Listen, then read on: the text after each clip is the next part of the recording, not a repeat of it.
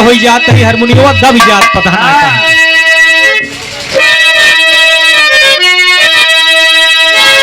तो ये करात दशरथ जी सोए भवन, अरे भोर में स्वप्न आया भयंकर उन्हें, तो आग में जल रही थी अयोध्या विकल, अरे नरी नारी बच्चे पुकारे उन्हें, चाह कर भी नहीं कुछ कर सके भूपति, अरे राजा स्वयं को धिकारे उन्हें, अरे हुआ जब सवेरा बिचारे हैं दशरथ, स्वयं को है भूपति धिकारे उन्हें।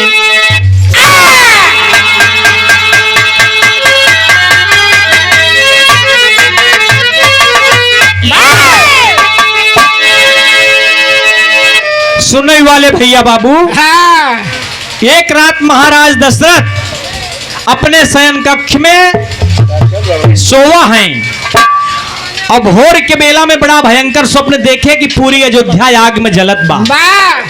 और महाराज दशरथ सोचत है कि हम चल के अपने प्रजा का रक्षा करी बचाई, लेकिन सोते में बाबू आपो कभो देखे होगा कि हाथ पांव नहीं चलत।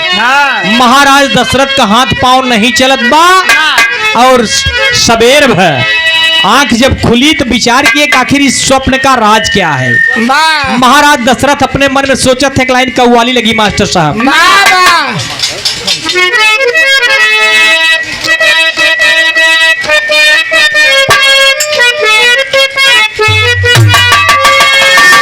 वही गीत बा, अरे उठो मुसलमान नमाज पढ़ लो, अरे उठो मुसलमान नमाज पढ़ लो, अभी मेरा सिर कटा नहीं है।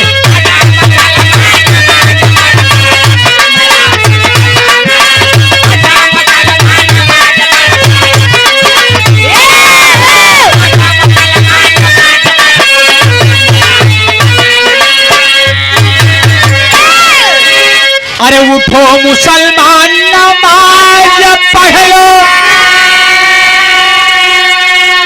अरे अभी मेरा सिर कटा नहीं, अरे दिया शहादत हुसैन जैसा, अरे दिया शहादत हुसैन जैसा, वैसा कोई दिया नहीं है।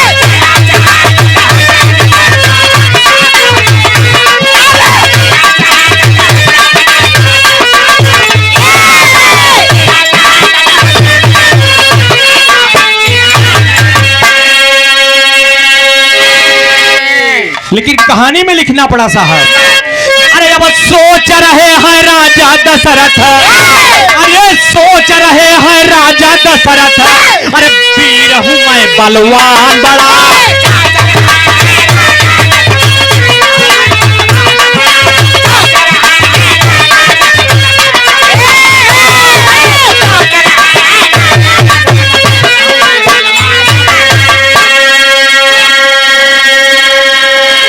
अरे सोच रहे हैं राजा दशरथ,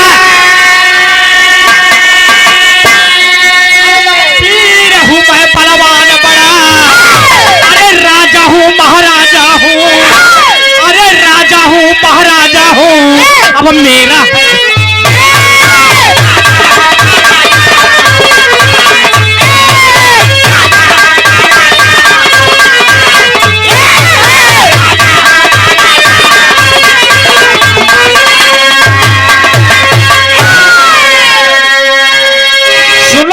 भैया बाबू। महाराज दशरथ विचार किए कि आखिर इस स्वप्न का राज क्या है। मैं चक्रवर्ती सम्राट अयोध्या नरेश दशरथ, मैं देवताओं के भी ये लड़ाई लड़ा हूं।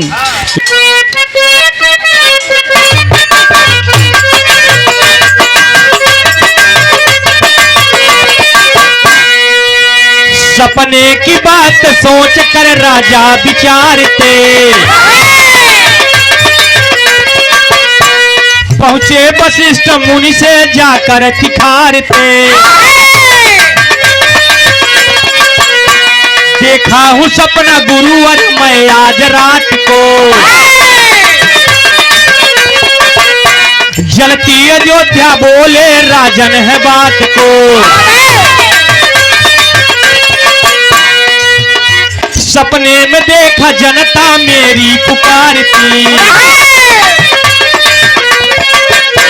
मदद न कर सका जब जनता पुकारती। कारण है क्या इसका हमें गुरुवर बताइए, शंका हमारी गुरुवर तुम ही मिटाइए।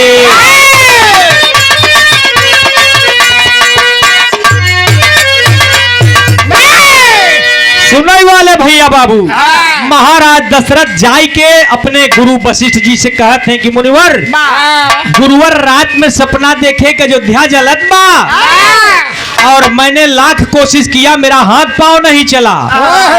कहीं अयोध्या पर कोई विपदा तो नहीं आने वाली है। गुरुवर सारी बात को सोचे, अपनी दृष्टि से देखने लगे कि कारण क्या है। गुरुवर बतावत एक लाइन गीत लगी,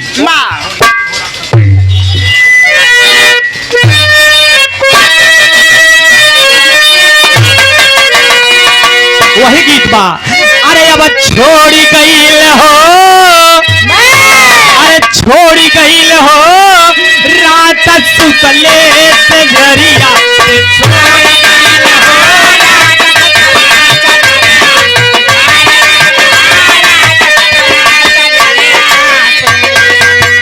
अरे नरमी कलैया, अरे नरमी कलैया मरोड़ गईल हो रात सुतले से झरिया, छोड़ गईल हो रात सुतले से झरिया।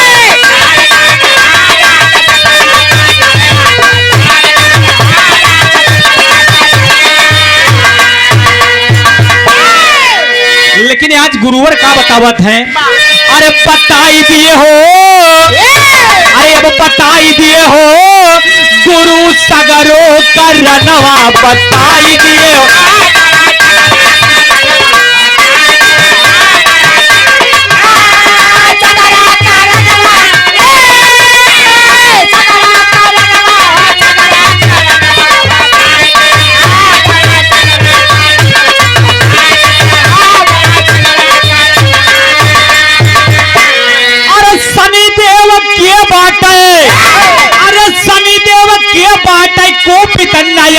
बताई दिए हो गुरु सगरों का रनवा, बताई दिए हो।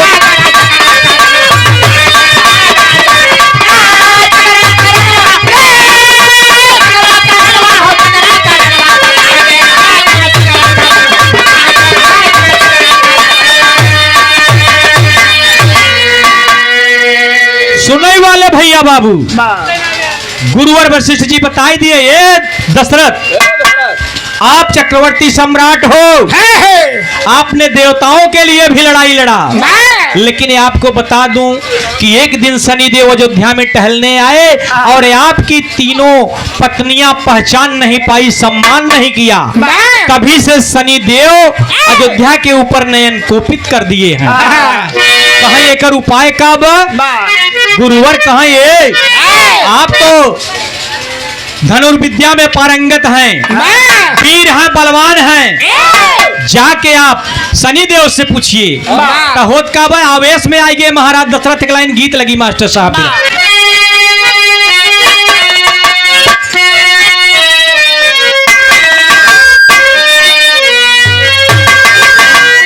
जैसे चलत वैसे चल दे, पुराने जमाना में गवात रहा। अरे फैला, अरे फैला, अरे कुसुलिया खींच मरुए दगिया लागी गईल ना,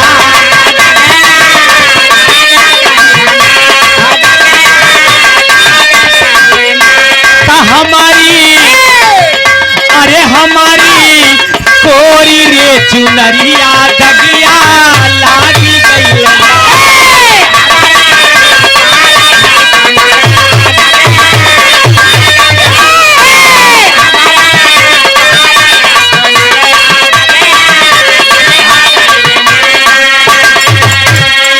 लेकिन आजकल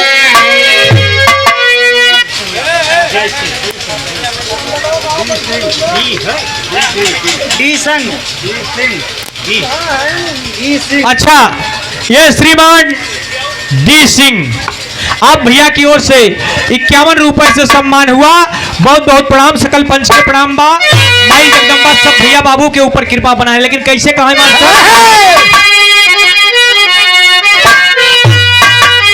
अरे सासु मार तनवा,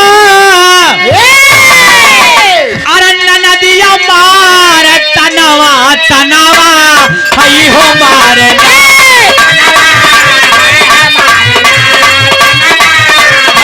मारना ता हमारे, अरे हमारे आगे कै बितीर तनवा हई हो मारना।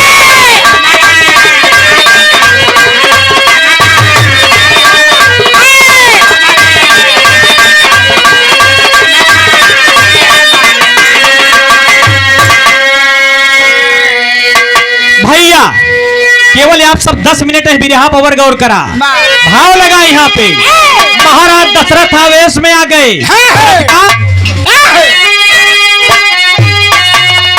अरे लई के धनु बनावा दशरथ, अरे लई के धनु बनावा दशरथ, अरे कैले तबा गुनवा हमा गुमनवा तोड़ा पे,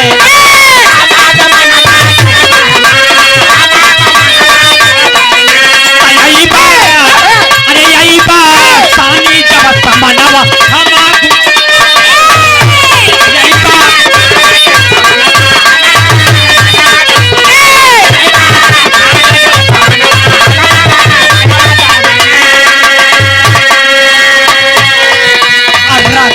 गगन में दिहले दाशरथ उड़ाई,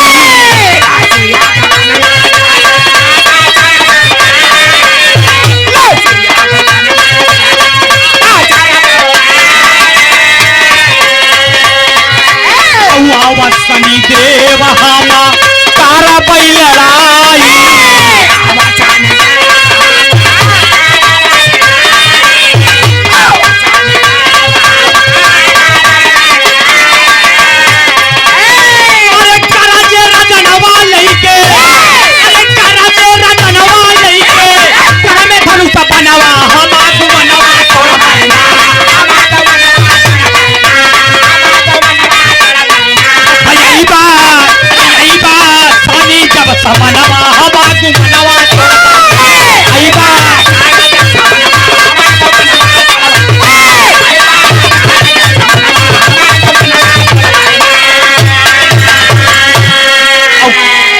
क्रोध सानी देव गाये आई,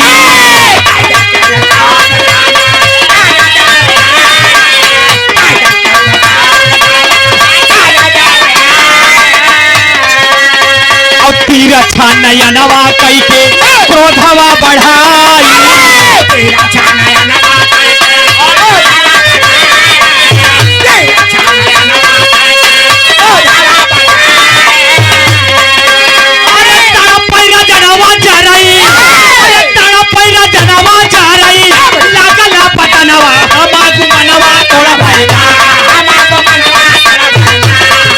मनवा तोड़ा पाएगा यही हमारे मनवा हमागु मनवा।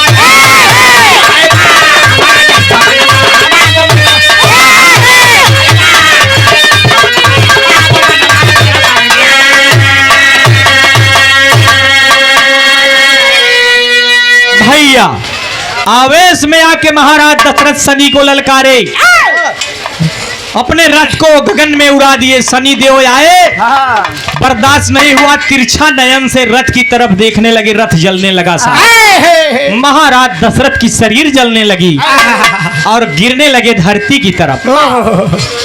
गीत बदल के स्वर्गीय रामदेव यादव बाबूजी की गीत लगी मास्टर साहब।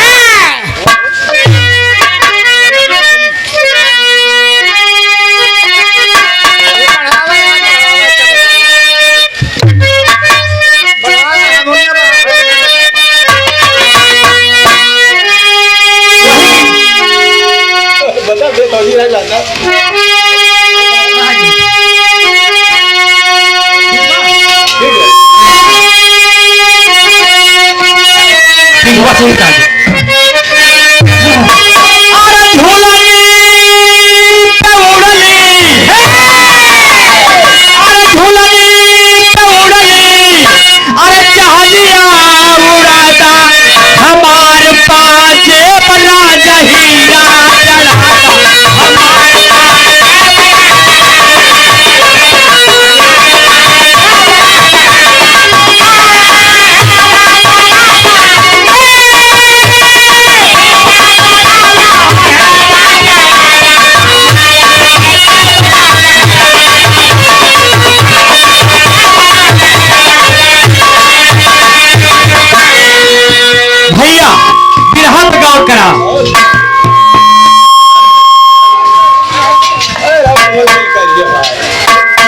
देखा जितना बोले खाली साफ बोलेगा।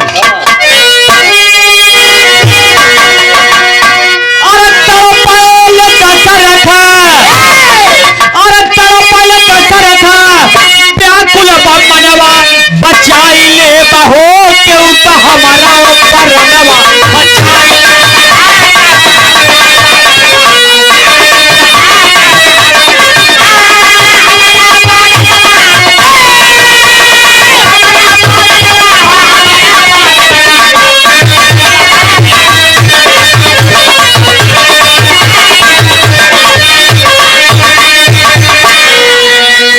दशरथ का टेर सुन जटायु गए आई।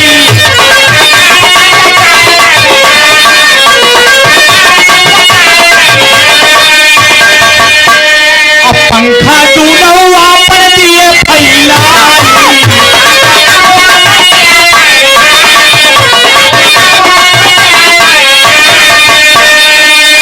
और पिठिया पे बैठ जाके, देखा नजरवा बचाई ले बहो क्योंकि हमारा परनवा।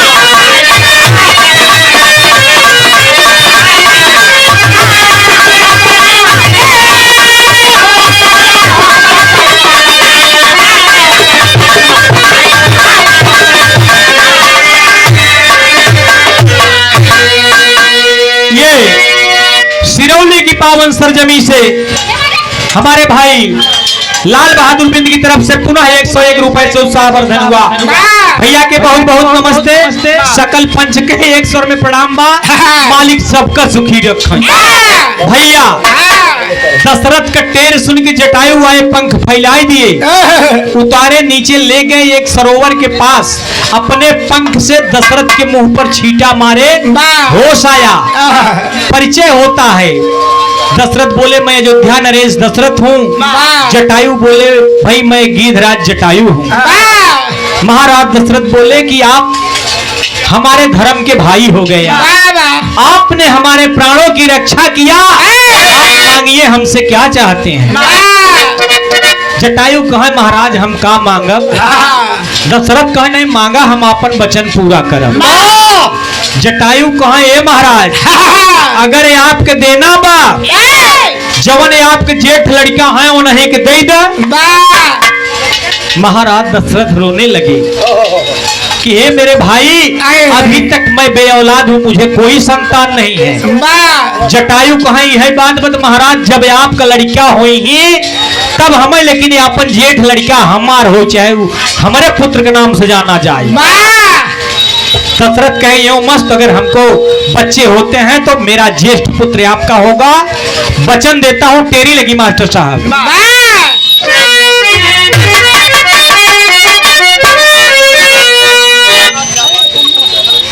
अच्छा अरे भैया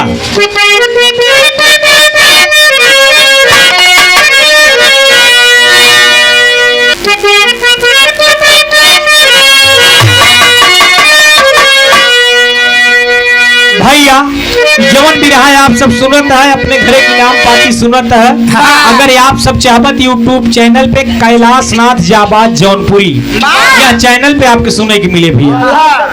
हेलो चलो जितना सेटिंग को हिप चलाई दे।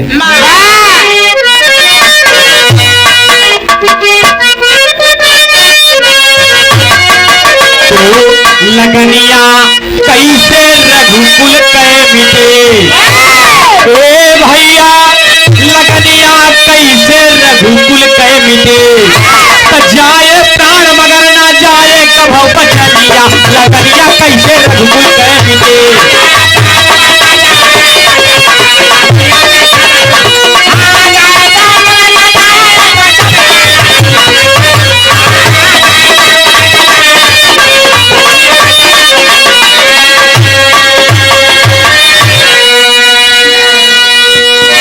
जाए प्राण मगर ना जाए कभौ बचनिया, लगनिया कैसे रघुकुल के मिटे।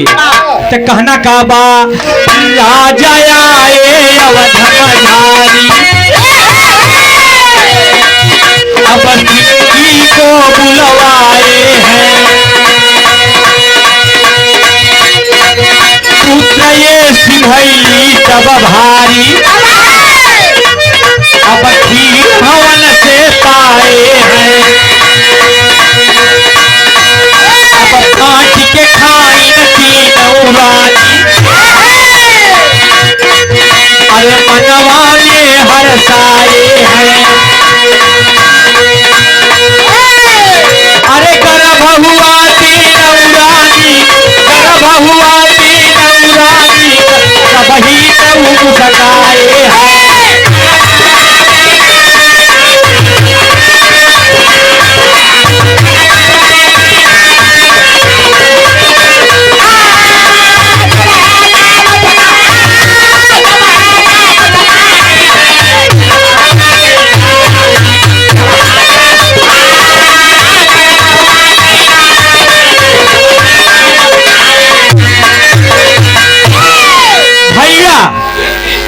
जटायु और दशरथ से बात हुई, भाई भाई का संबंध बना, इशारा दिए कि जाए कि पूजा पाठ करवावा। महाराज दशरथ आए, पुत्रेष्ठ यज्ञ करवाए, यज्ञ में अग्नि देवता खीर ले आए, तीनों रानी बांट के खाई। कुछ कुछ वही दिन से आगम जनाए लगा, इलाहाबादी भाव में कहना वो मास्टर साहब।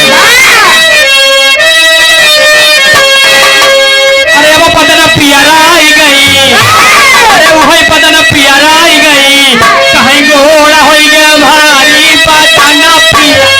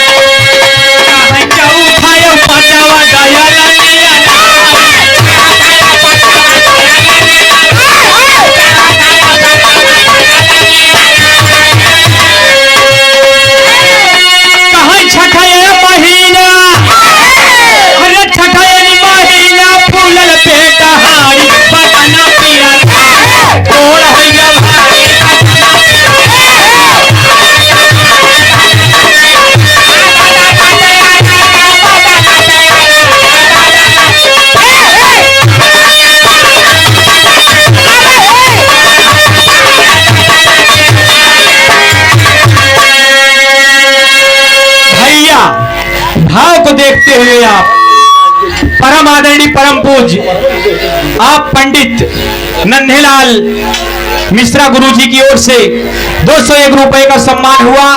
चरण में सादर प्रणाम। एक लाइन बरूही में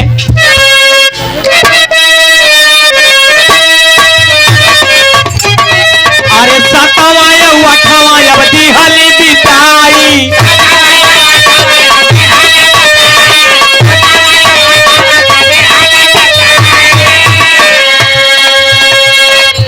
अरे नवा बीता देखा दे ही पिराई,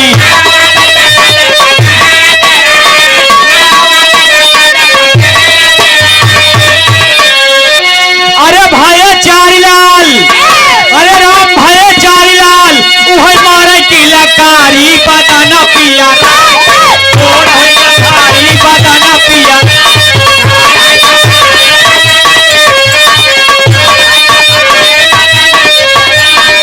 यज्ञ के पश्चात राम लक्ष्मण भरत शत्रुघ्न का जन्म होता है साहब। धीरे धीरे 5 साल बीत गया, तब एक बार जटायु के मन में ध्यान आई कि चली देखी हो सकत महाराज दशरथ के यहाँ बाल बच्चा औलाद हुए हैं, हम अपन मगनवा मांगे हैं। पहपट लगा मास्टर साहेब, आए तो का होत बा। हाँ अबे पहटा तो है।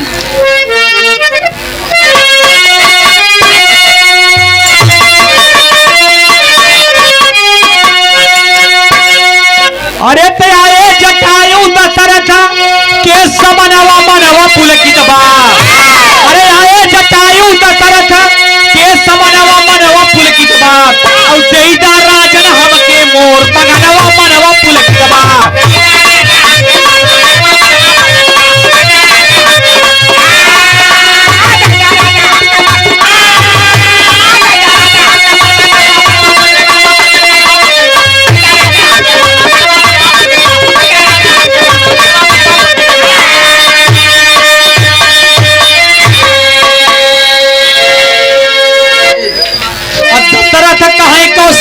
से जाकर तुरंत मधुर बयनवा हो। यह जटायु बियाबान में बचवले मोर परनवा हो। अरे तती हले बचन में आपन जेठ ललनवा मनवा पुलकित बा। कैसा राजन हमारा हुआ बगनवा मनवा पुलकित।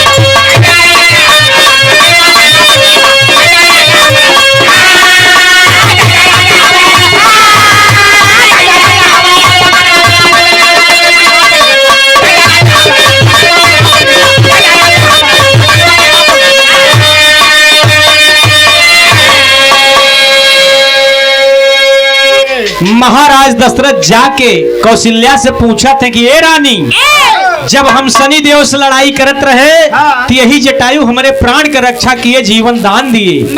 अब वचन दिए कि जब हमारे कभाऊ लड़का हुई थे अपन ज्येष्ठ लड़का हम जवान है जटायु के दे। तोहार का इच्छा बा? कौशल्या जी कहें महाराज दशरथ से कि पिया सब कुछ चला जाए ठीक बा, लेकिन रघुकुल के सम्मान वचन का रक्षा करना बा। दशरथ बोले जटायु जी आप कैसे ले जाएंगे? बैठिए, आपके पीठ पे श्री राम हमारे नंदन ज्येष्ठ पुत्र हैं, आप लेके जा सकते हैं। भाव को देखते हुए आप श्रीमान लाल बहादुर बिंद सिरौली की धरती से पुनः 101 रुपए से उत्साह वर्धन किए। बहुत बहुत नमस्ते, सकल पंच के प्रणाम बा।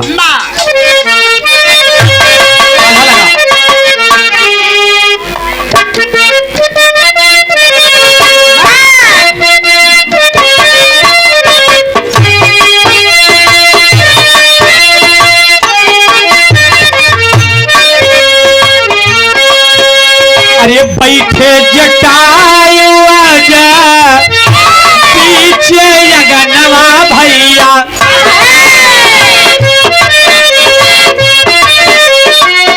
अरे पीठिया पे बैठे आके देखा सीरा।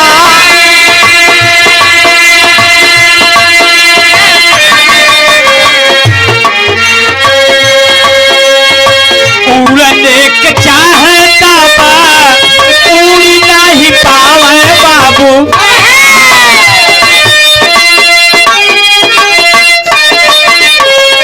अब मानवा में अपने देखा करा थे विचार।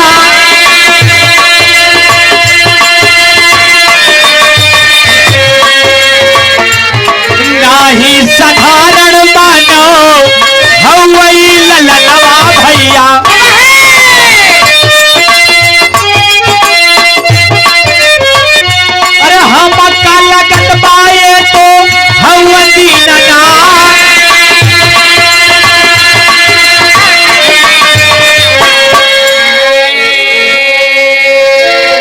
सुनने वाले भैया बाबू, जटायु इतने बलवान इतने बलशाली होते हुए 5 वर्ष के बालक श्री राम को लेके नहीं उड़ पाए। तब विचार किए कि ये कोई साधारण बालक नहीं, अद्भुत बालक है। तब दशरथ को बुला के कहते हैं ये महाराज, मैं इस बालक को नहीं ले जाऊंगा, किंतु यह पुत्र आपका मेरा ही पुत्र है। केवल मेरी एक इच्छा है कि जब मैं मरूं तो मेरी मुखाग्नि इस बच्चे के हाथ से हो। साथियों समय घूमता गया, आल्हा का भाव बदल के कैसे होत बा। अरे भैले सयान जब चार उलला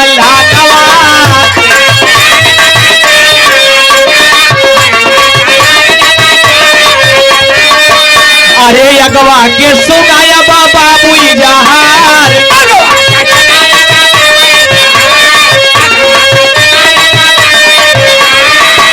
अरे राम लखन विश्वामित्र साथ गईले।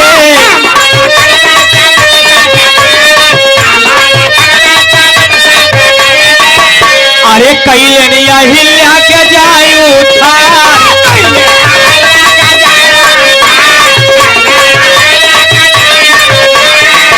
अरे जनकपुर में जाय के धनुषा के तोड़ले।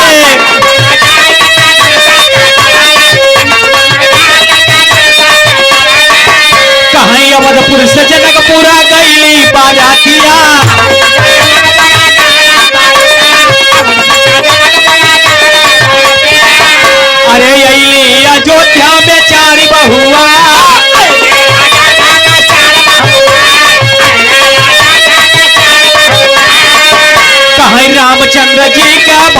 बनवसा।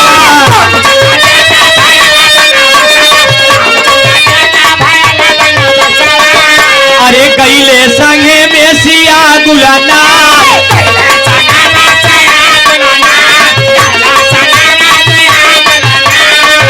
अरे भैया लखन जाके गोरिला खिंचावले।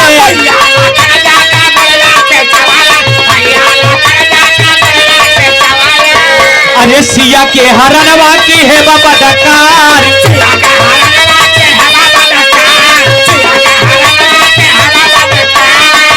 अरे रावण जटायु में भैली लड़ाइया।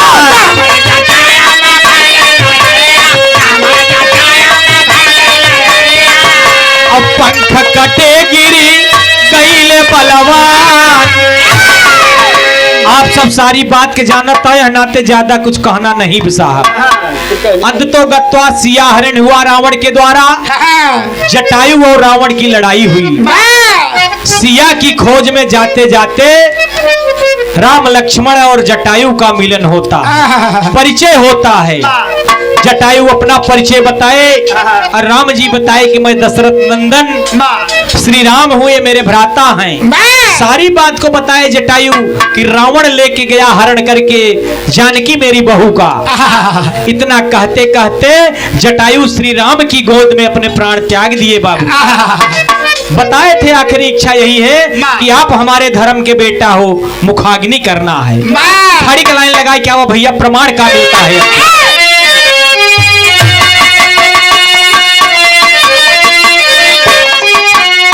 अरे पिता के बचनिया, अरे पिता के बचनिया अब निभाए राम जी। उच्छिता में अग्निया लगाए राम जी।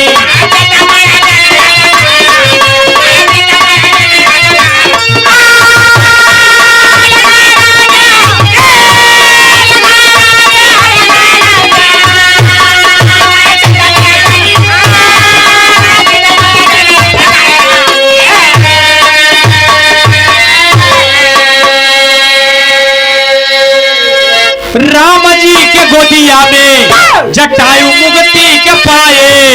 और पिता की पचनिया श्री राम जी निभाए।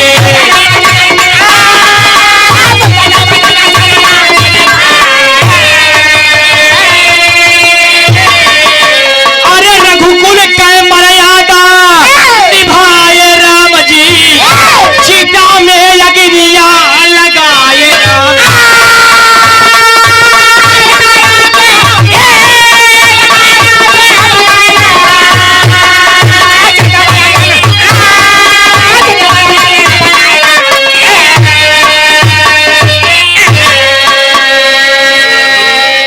यही प्रमाण रहा भैया, रघुकुल रीति सदा चली आई। प्राण जाई पर वचन न जाई। कहना बा धन्य धन्य कवि राम रूरी कथनी बड़ी निराली। अरे भूल गया तो स्वर्ग में जाके अब करते जो रखवाली हो। लगनिया कैसे रघुकुल कह